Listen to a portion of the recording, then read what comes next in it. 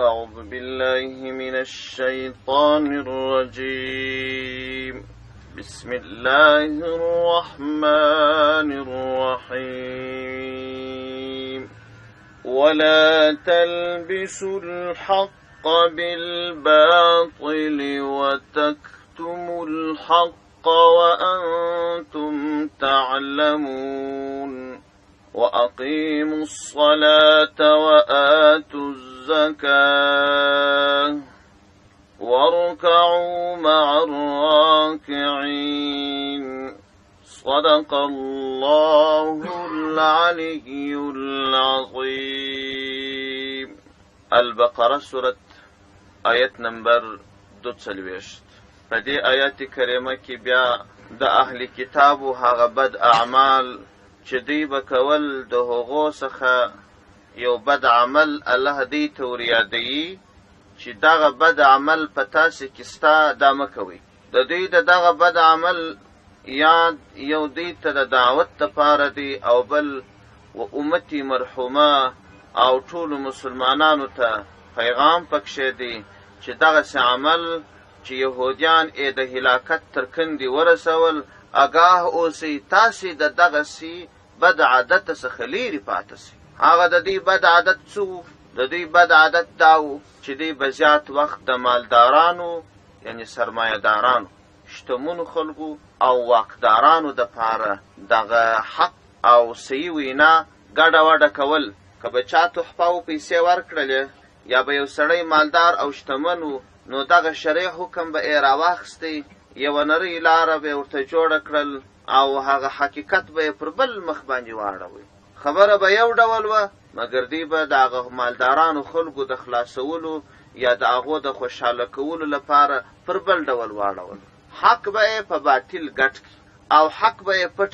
دا چې دوی د سرمایهدارانو خلکو د پیسو په لحاظ او یا د خپل عزت په لحاظ حق د باطل سره ګډ وډ کاوی یا به حق خبره پټول، نو الله جل جلاله دا آیت کریمه نازل کی او دوی ته حکم وکړي ولا تلبسوا الحق بالباطل، تاسو حق د باطل سره مه پټوئ، وتکتموا الحق او چې تاسې حق پټوئ وانتم تعلمون او تاسې هم پوهیږئ. دوی خو حق پټاوي او دغه حق ګډ وډ کاوي د سرمایهدارانو خلکو دپاره او حق یې پټاوي د پیغمبر علیه السلام په اړه.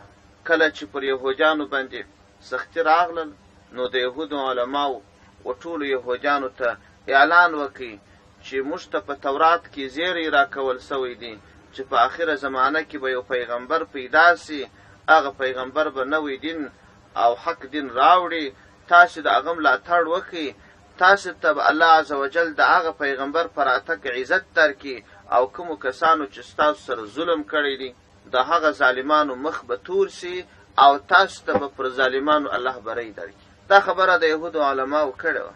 کله چې پیغمبر علیه السلام الله ولېږداوی، دوی د خپلې خبرې څخه منکر سوه. الله جل جلاله ورته فرمایي وتکتموا الحق او تاسو حق پټوئ وانتم تعلمون او تاسې هم پوهیږئ. ځکه د تفسیر علماو لیکلي دي چې هر ځای مومن مسلمان لره حق وینا پکار. اوس نو د حق وینا ویل د ظالمانو جابرانو په مخ کې دا درې ډوله کېدلی سي. وای افضل الجهاد کلمة الحق عند سلطان جائر، بهترین جهاد دا دی چې د یو ظالم باچا په مخ کې د حق وینا وکړي. یو ډول وینا دا ده چې یو ظالم واکمن وي، ته د هغه مخ ته حق خبره وکړې او هغه صحیح حکم بیان کې، دا د یقین وي چې دا ظالم خو دی بد عمله دی، که زه حق خبره ورته وکم عمل یا ورباندې کوي یا یې نه ورباندې کوي، خو ما ته مشکل نه پیښي. دا یو ډول دی. او دوهم ډول دا دی چې یو ظالم دی او د دین لري دی، د شریعت لري دی، اما که ته دعوت دته وچلې، حق خبره ورته وکې، د حکمت څخه کار واخلې، ته به یو څه امتیاز د لاسه ورکې اما دا خبره به وشي د هغه سړي او د هغه ظالم په دماغ کې به الله عز وجل یوه نوې لاره پیدا کړي. ستا په وجه، ستا په ستړیاو، ستا په تاوان، ستا په چوکۍ بایللو، ستا په پیسو بایللو، ستا په عزت بایللو دته هدایت کیږي. دا دوهم صورت. دریم صورت دا دی چې کله ته حق خبره ورته وکړې، د دې حق خبرې په مقابل کې تا زندان ته اچوي یا د دې حق خبرې په مقابل کې تا وژني. دا درې صورتونه دي. په هغه اول صورت کې چې دی خپل عمل نه ور باندې کوي او ته حق خبره پټوې نه ورته کوي، دا تا ته مطلق حرام دي. که دی عمل ور باندې کوي که نه ور باندې کوي، تا ته تاوان نه رسېږي یا که رسېږي ډېر جزئي او لږ تاوان درته رسېږي، ونیسه حق خبره وکړه، هېڅ یې مه پټوه. او په دا دوهم صورت کې چې ستا په وجه باندې هغه ظالم باچا یا هغه ظالم واکمن ته هدایت کیږي، نو په دې صورت کې هم که چیرې ته حق خبره پټه کې، په دې صورت کې هم تا ته حرام دی. او که ته د خپل لږ امتیاز یا د خپل لږ عزت ګټلو په خاطر دغه ظالم واکمن ته د هدایت خبرې نه کوې، واده که پر هدایت کیږي که نه پر هدایت کیږي، زه څه کوم، زما د خپل امتیاز ولې د لاسه ورکړم، دا هم تا ته حرام دی. حق خبره به ورته کوې. او که ستا په وجه باندې یا ستا په دعوت باندې خدای وکړل او دې ظالم جابر واکمن ته هدایت وسو، نو د یو واکمن سړي هدایت دا به سبب د ډیرو خلکو د هدایت کیږي. دا عمومي مشهوره مقوله ده، والناس علی دین ملوکهم، وای خلک به پر دین د باچاهانو وي. باچا چې د کومې عقیدې سړی و، عام خلک هم په پټو سترګو پسې روان. که باچا یو ملا رالی، ته به وینې ټول خلک به لنګوټې تړلي، د ملایانو سره به یې محبت یې ګرد خلک به ځانونه ملایان ښکاره. طبیعت او فطرت او عادت تجربې دا ثابته کړې ده. او که یو باچا ډیموکراټ و، ګرد خلک به په ډیموکراتۍ پسې ګرځي. لږ او که یوه لږه ډله چې هغه د دین اطاعت کړي، هغه جلا ده. عام خلک به هغسې چې باچاهان پر کومه عقیده و مفکوره وه، عام ډېر کسان به هغسې. نو که چیرې یو واکمن او یو قدرتمن گمراه وي او هغه یو متدین انسان جوړ سي، د ده تر لاس لاندې ډېر خلک به متدین انسانان جوړ سي. نو ته حق مه پټوه، هغه حق خبره ورته وکړه. او دریم صورت دا دی که چیرې ته د باچا ته حق خبره وکړې، تا وژني یا دې زندان ته اچوي، په دې صورت کې نو بیا ستا دپاره یو عظیمت دی، یو رخصت دا دی چې ته حق خبره پټه کړه، مه وایه. او د همت خبره دا ده چې ځان زندان ته ورکړه، نو تکلیف ته ځان ورکړه، خو حق خبره مه پټوه. ځکه چیرې تا غوندې همتناکه څو کسان نور پیدا سي، بیا به ظالم په دې پوه سي چې زما په مقابل هېڅوک حق نه پټوي. که ته قرباني ورکړې بل سړي سره بیا دونه ظلم نه کوي، ځکه پوهېږي چې هر سړی ما ته حق خبره کوي. نو الله جل جلاله دا حکم کړی دی. او داسې نو د تاریخ واقعات ډېرې راغلي دي چې صحابه و تابعینو تبع تابعینو د خپلې زمانې واکمنانو ته حق خبرې کړي دي. سلیمان بن عبدالملک دا د امویانو د خلافت یو مشهور خلیفه و. دا مکې مکرمې ته تلي، په مدینه منوره کې یو څو شپې سوې، او دغه واقعه تفسیر قرطبي را نقل کړې ده د دغه آیات تر تفسیر لاندې چې ولا تلبسوا الحق بالباطل وتکتموا الحق وانتم تعلمون. د مدینې منورې ته چې رالی، نو پوښتنه یې وکړه، آیا دلته په مدینه منوره کې داسې یو څوک سته چې صحابه یې لیدلي؟ خلکو ورته وویل چې دلته یو تابعي سته، ابو حازم نومیږي، دا سړی ډېر تقواداره دی او صحابه یې لیدلي. نو وایي ده غږ وکړي چې تاسو ولاړ سئ، د ابو حازم ما ته راولئ. ابو حازم تابعي چې راوستی او د ده سره مخ په مخه سو، نو وایي داسې ورته وویل، یا ابا حازم ما هذا الجفا، ای ابو حازمه دا څه ظلم دی چې دی کوې، دا څنګه جفا ده چې دی کوې؟ وایي ده ورته وویل، یا امیر المؤمنین و ای جفاء رأیت مني، کومه جفا تا زما څخه لیدلې ده؟ دی ورته وایي، اتانی وجوه اهل مدینه ولم تأتني، د مدینې منورې ټول مخور خلک ټول زما ملاقات ته راغله، او ته خبر یې چې زه امیر المؤمنین یم، باچا یم، او ته زما ملاقات ته نه راغلې. نو وایي ده په جواب کې ورته وویل، یا امیر المؤمنین اعیذک بالله، زه ته د الله په پناه کې ورکوم، دا خبره چې ته کوې دا ما ته مه کوه، ځکه د اوس مخکې نه ما ته پېژندلې او نه تا زه پېژندلم، په دې کې نو بیا د ملاقات ضرورت شته. ملاقات خو په هغه وخت کې کېدلی سي چې یو څوک د چا سره تعارف لري، پېژندنه لري، هغه راشي ملاقات ته ورنسي، نو دا جفا. دا خبرې چې ورته وکړلې، په دغه وخت کې د سلیمان بن عبدالملک په حضور کې یو بل مشهور عالم محمد بن شهاب زهري هغه ناستو، هغه ورته وویل اصاب الشیخ او اخطأت امیر المؤمنین، شیخ شوی ته خطا وتلې. نو بیا سلیمان یو څه پوښتنې شروع کړې او په پوښتنو کې اوله پوښتنه دا وه، ابو حازم ته یې ویل ما لنا نکره الموت، ای ابو حازم موږ مرګ ولې بد ګڼو؟ هر سړی د مرګ ځان ګوري، هر سړی د مرګ بیریږي، هر سړی تمام تدابیر په کار اچي چې د مرګ ځان خلاص کړي. دا وجه څه ده؟ ابو حازم په جواب کې ورته وایي نو ولې موږ مرګ او تاسې مرګ بد نه ګڼئ؟ لأنکم اخربتم الآخرة وعمرتم الدنيا فكرهتم ان تنتقلوا من العمران الى الخراب. وای نو تاسو به د مرګ ولې نه بیریږئ؟ تاسو خو آخرت خراب کړی دی او دنیا مو ودانه کړې ده. د آخرت د خرابېدو په مقابل کې مو د دنیا دنګې ماڼۍ، عزت، چوکۍ، مال، د هر څه ګټلي دي، د آخرت پروا مو نه ده کړې. نو دا بیا کله دی چا خوښېږي چې د ودانې دنیا څخه د ورانې دنیا ته ولاړ؟ آخرت مو وران دی، دنیا مو ودانه کړې ده. اوس تاسې غواړئ چې د ودانې دنیا څخه وران آخرت ته ولاړ؟ نو طبیعي خبره ده د چا خوا بدېږي. بیا سلیمان ورته وایي اصب یا ابا حازم، صحیح خبره دې وکړه، حق ته ورسه. بیا ورته وایي فکیف القدوم غدا علی الله تعالی، وایي نو سبا چې موږ د قیامت په ورځ باندې د الله حضور ته ورځو، دا زموږ ورتګ څنګه ارزیه؟ دا به څنګه وي؟ الله به څه معامله را سره وکړي؟ دی په جواب کې ورته وایي چې خلک دوه ډوله دي، یو محسن دی یعنی نیک او بل مسیء دی. اما المحسن فکالغائب یقدم علی اهله واما المسيء فكالآبق يقدم على مولاه.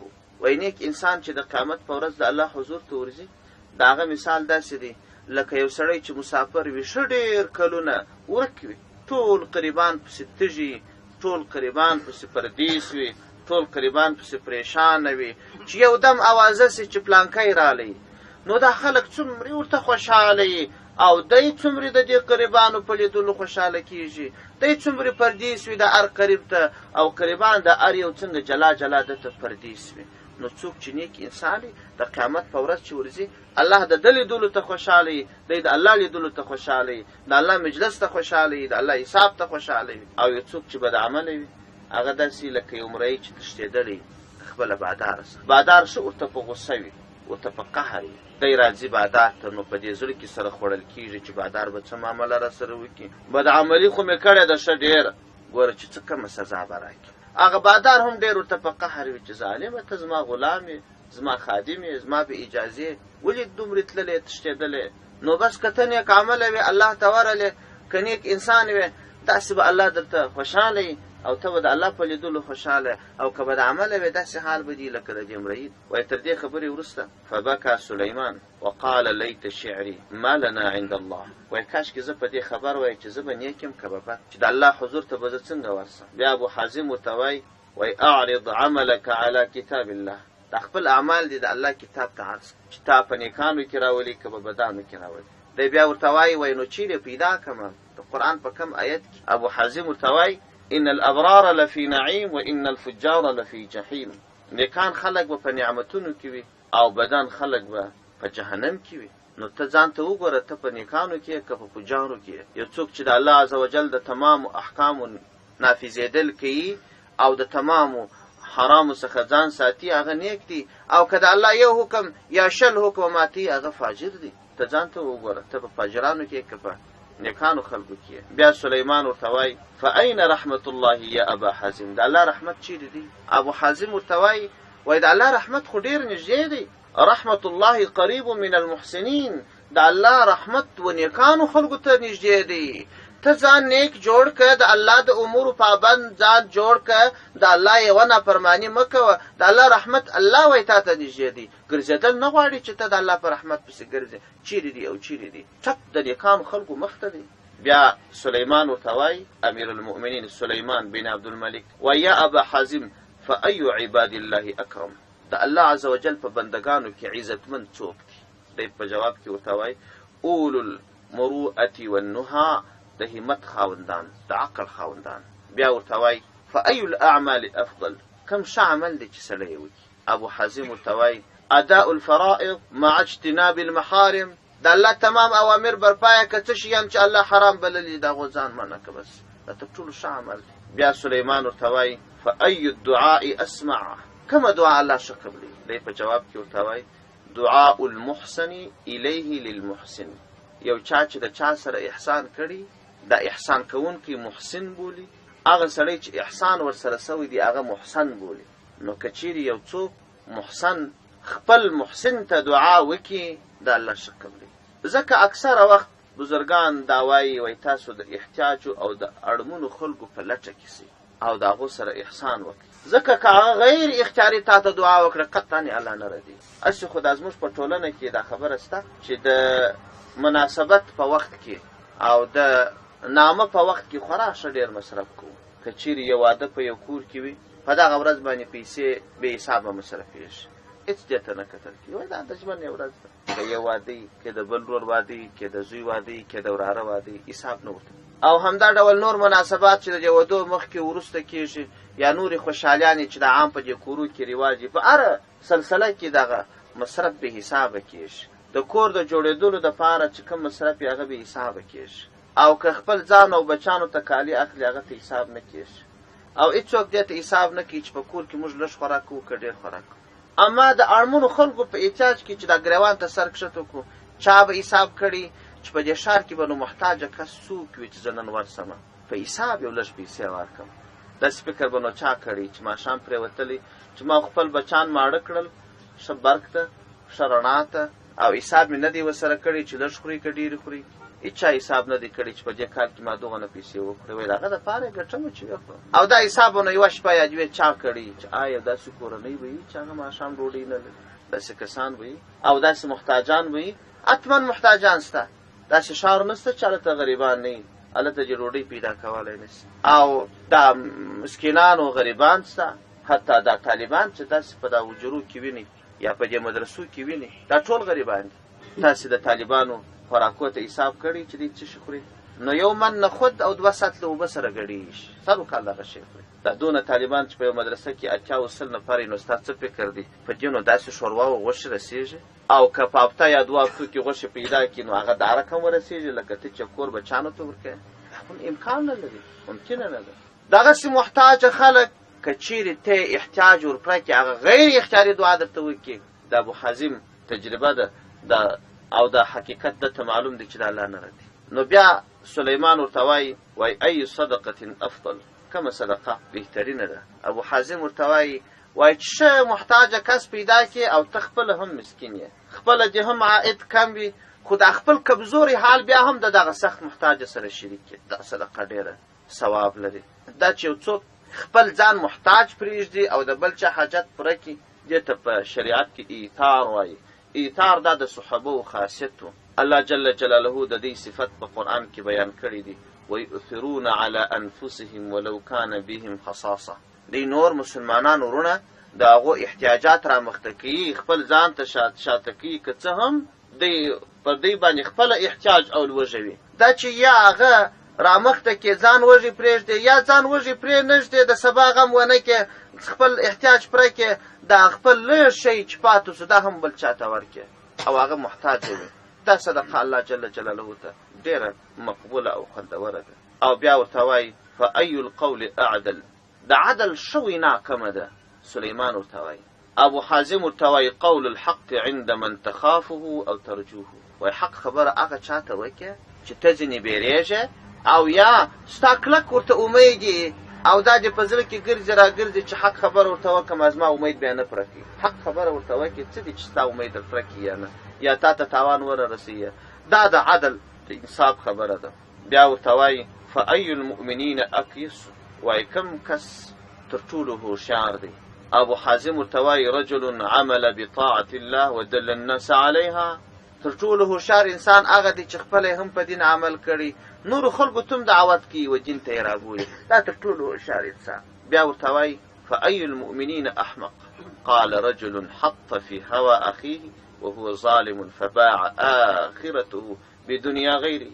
تر ټولو احمق انسان هغه دی، بد عمل انسان هغه دی چې د یو چا د یو بل کس په نفسي هواو کې د هغه تابع جوړ سي، حق تر پښو لاندې کي، ګټه بل ته ورسي، د بل چا دپاره درواغ ووایي او د بل چا د خوشحاله کولو لپاره حق ته پښو لاندې کړي، خپل آخرت خرڅ کړي د بل چا د ګټې دپاره. بیا ورته وایي سلیمان ورته وایي اصبت فما تقول فيما نحن فيه، وایي دا نورې خبرې خو دې صحیح دي، دا خبره ماته وکړه چې موږ څنګه یو.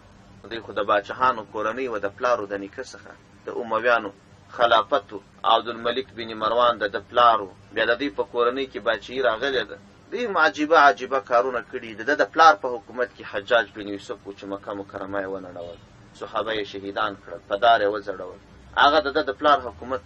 د دوی په حکومتو کې هم عجیبه ظلمونه سوي. د پیغمبر صلی الله علیه وسلم مبارک ژوند چې ولاړی، دا 4 خلفا او خلفای اربعه، تر هغه وروسته فتنې را شروع سوې. بیا نو 5م خلیفه عمر بن عبدالعزیز رحمه الله هم د دې د کورنۍ دی او ډېر ستر انسانو، ډېر عدل یې وکړي، عجیبه عدل یې وکړي. د دې په کورنۍ کې چې باچهانو او د دې د کورنۍ سترو واکمنانو کمې د بیت المال ځکې لاندې کړي وي یا د خلکو څه پیسې اخیستې وي، د ټول په زوره د خپلې کورنۍ څه واخیستلې، بیت المال ته یې رد کړل. ډېر عجیبه انسان.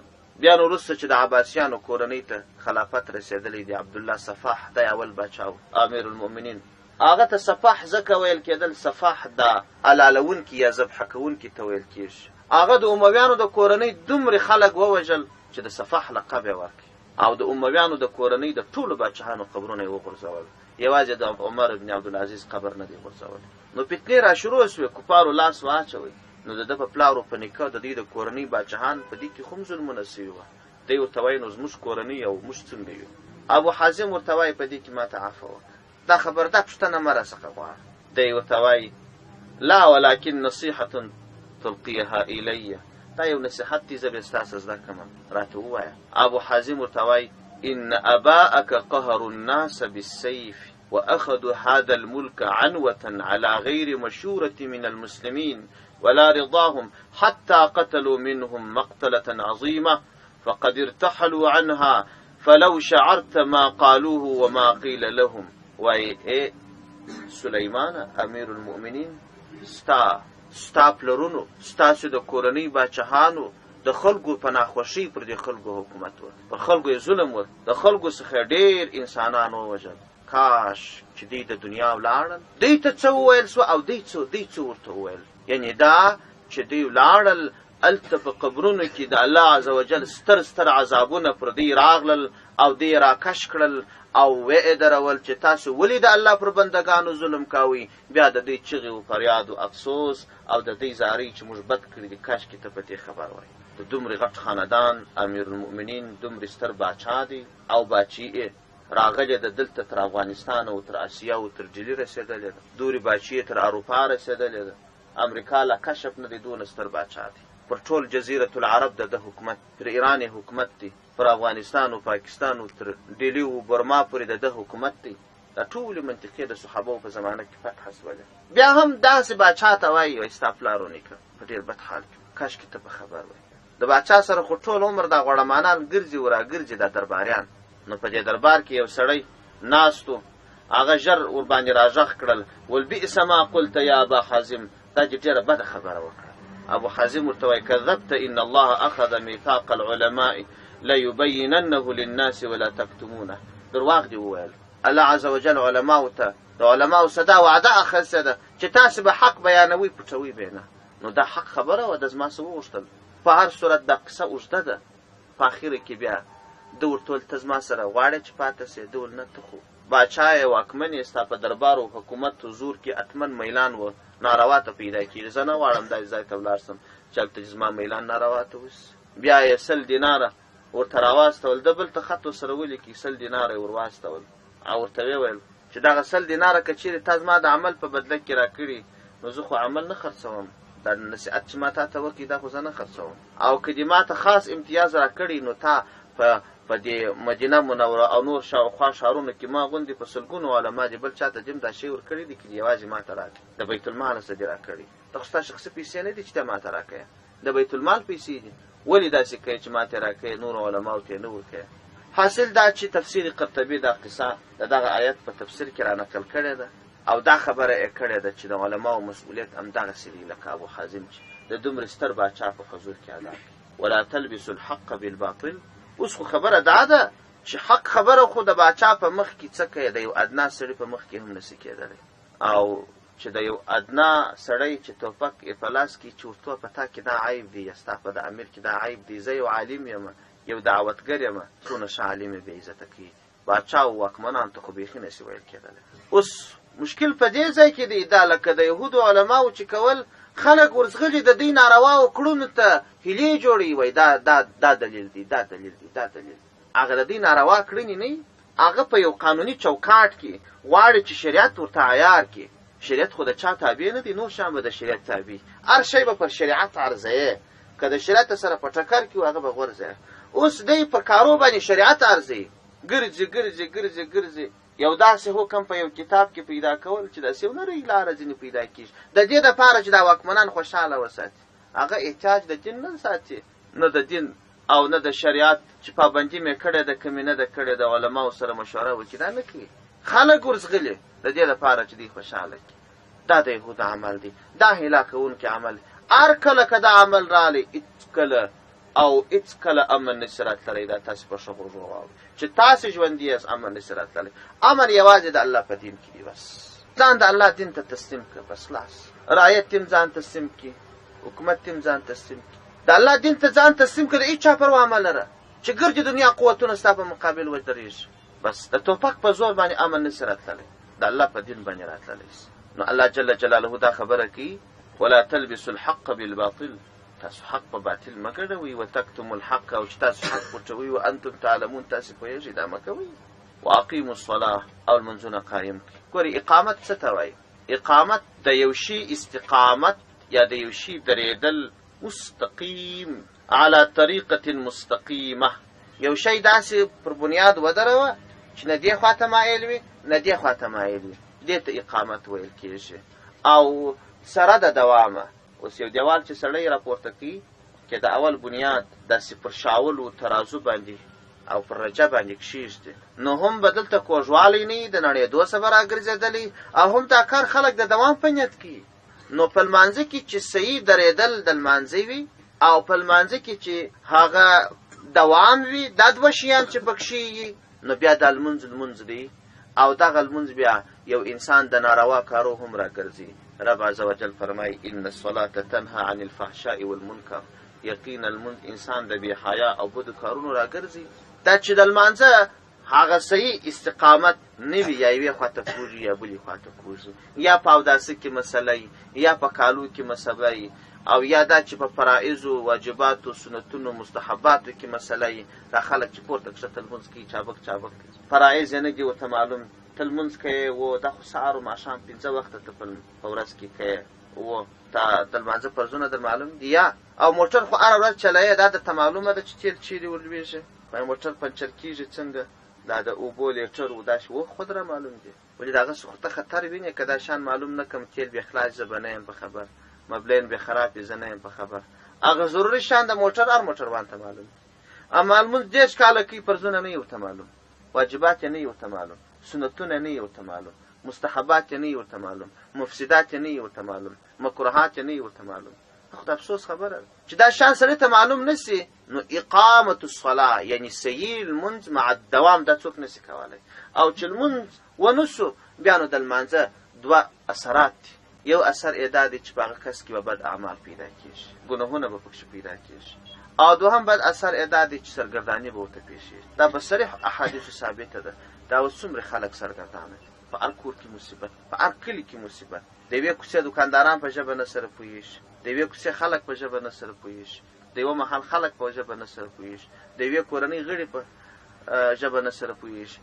د لمانځه بې پروایي ده، که لمونځ په پابندۍ وسي په صحیح طریقه باندې، بس د لمانځه دا نتیجه ده چې هم به د ګناه کموالی په کور کې راځي، او هم به په هغه کورنۍ کې خوشحالي راځي. نو اقامت الصلاه الله عز وجل یاد کړی. ګورئ په ټول قرآن عظیم شان کې تاسې وګورئ، هر ځای چې الله حکم کړی دی فقط اداء الصلاه نه ده کړی چې اد الصلاه لمونځ ادا کړي، هر رقم هر ځای اقیموا الصلاه، صحیح لمونځ سره د دوامه، دې ته اقامت وایي. الله عز وجل فرمایي واقیموا الصلاه، لمونځونه قایم کړي. واتوا الزکاه، او زکات ور. زکات دا زکات په لغت کې د پاکی په معنا هم راځي، لکه مشهوره مقوله زکات الارض یبسها، د مځکې پاکوالی وچوالی د مځکې دی.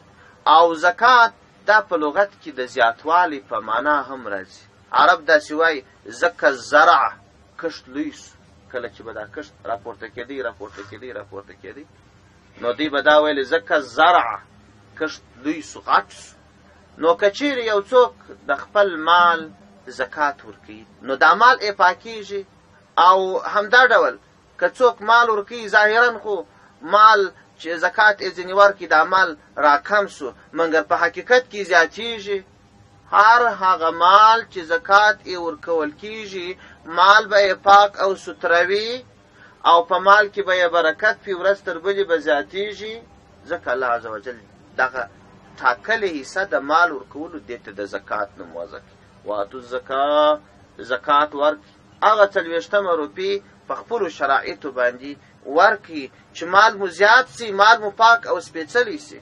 او بیا الله جل جلاله فرمایي ورکعوا مع الراکعین، تاسو رکوع کوئ د رکوع کوونکو سره. دوې لنډې خبرې لاسته. یوه خبره د رکوع ده. رکوع په لغت کې مطلق انحنا، لږ کښته کېدل دې ته ویل کېږي.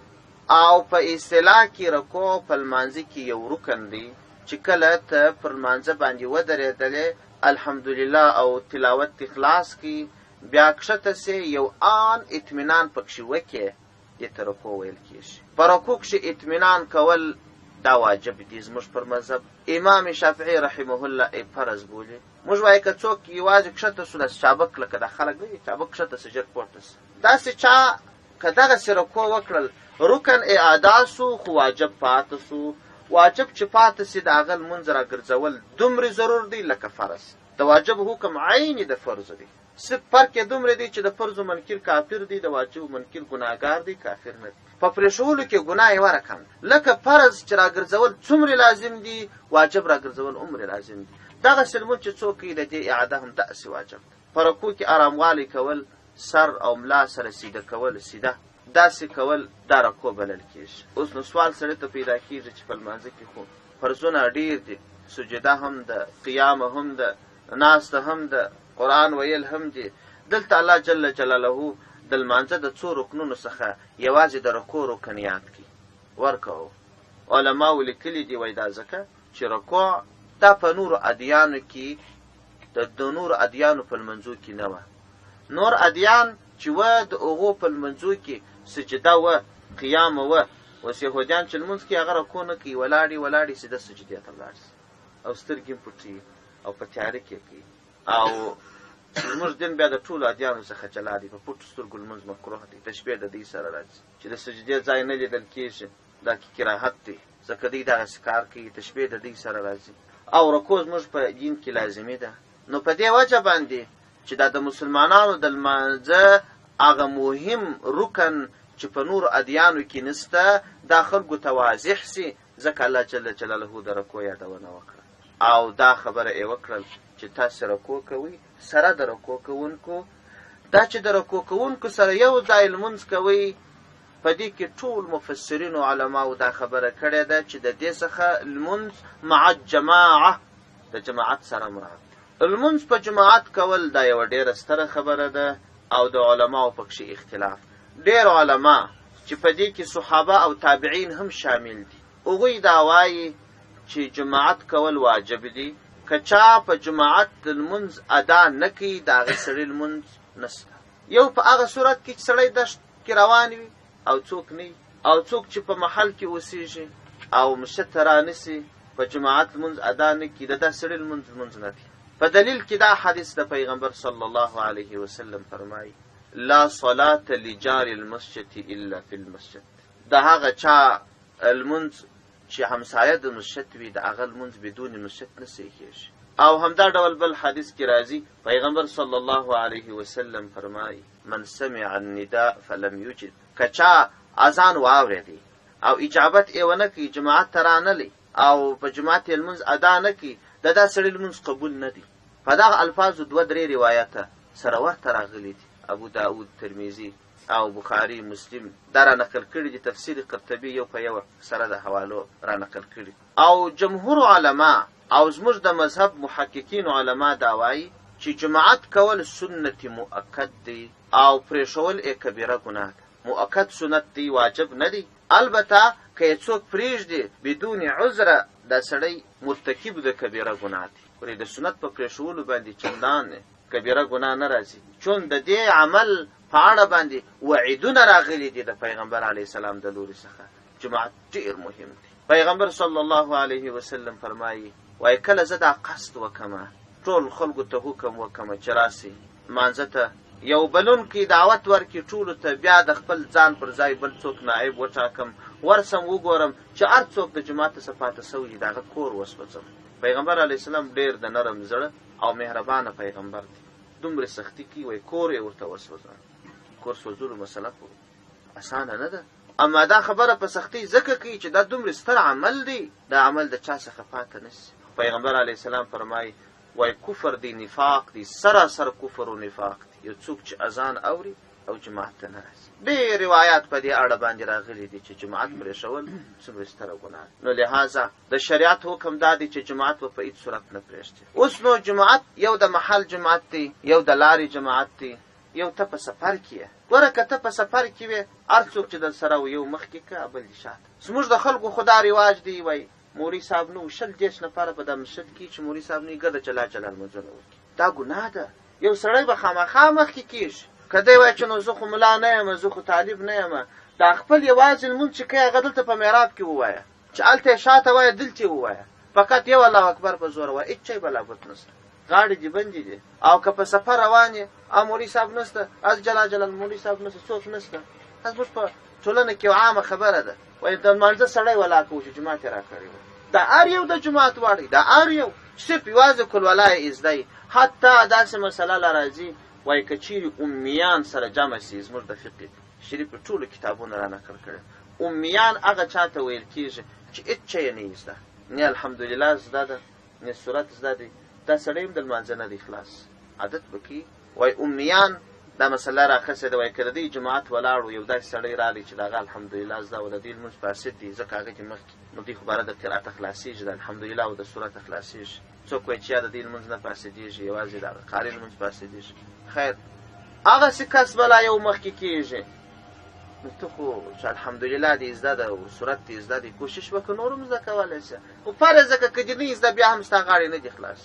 که په کور کې یو سړی کولی شي چې خپل مېرمن یوازې په جماعت کې پسې ودرېږي، خپل ماشومان اولادونه پسې ودرېږي، حتی که هېڅوک نو ته په یو درس کې روان یې بیا هم لمونځ وکړه علی هیئة الجماعه، یوازې اذان وکړه ځان ته، اقامت وکړه ځان ته، او د هغه وروسته بس لمونځ وکړه.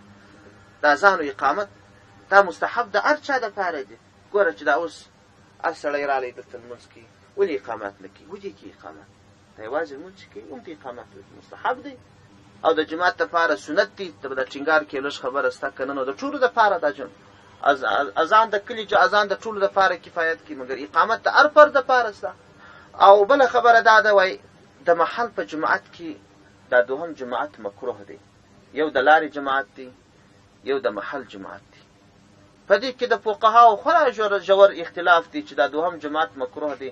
وایي که چیرې خلکو ته اجازه ورکول شي نو باره به خلک لاوبالي کوي چې جماعت راسه تېر دی، ځه بل جماعت به وکړم، ځه بل جماعت به وکړم. نو لهذا وایي دوهم جماعت مکروه دی. بیا نو وروسته تحقیق د علماو دی، نو اخر دا خبره ده مفتبه قول دا دی که چیرې د محل خلک وه، عمومي لار نه وه، هلته دوهم جماعت مکروه دی، خلک دې دوهم جماعت نه کوي، هغه اول جماعت ته دې ځان راورسي. اهمیت هم په دغه کې دی چې ته اول جماعت ته ځان راورسوې. او که د لارې مسجد و عام خلک تلله و راتلله، هلته که لارویان را وګرځېدل دوهم جماعت یې وکړي، پروا نه کوي، د محل خلک دې نه کوي. هغه دې په ځان کې همت پیدا کړي، ځکه دا لاره ورله شي نو خو باره دی بیا وایي ځه خیر دی، که جماعت تېر بیا بل جماعت و. او همدا ډول د جماعت لمونځ پیغمبر علیه السلام فرمایي وایي یو په 25 دی یا یو په 28 دی. دا د کم مسجد دپاره؟ دا د هغه مسجد دپاره چې د جمعې لمونځ نه پکښې کېږي، یو په 25 دی یو په 28. او که چیرې یو څوک لمونځ په جامع مسجد کې کوي، جامع مسجد هغه بولي چې د جمعې لمونځ پکښې ادا کېږي، د هغه یو لمونځ په 500 دی، او دا 500 بیا په 25 کې یا په 28 کې ضربېږي. 25 روایت هم راغلی دی، 28 هم راغلی. او د بیت المقدس لمونځ یو په 25,000 دی، دا 25,000 دا هم په دغه 25 کې ضربېږي.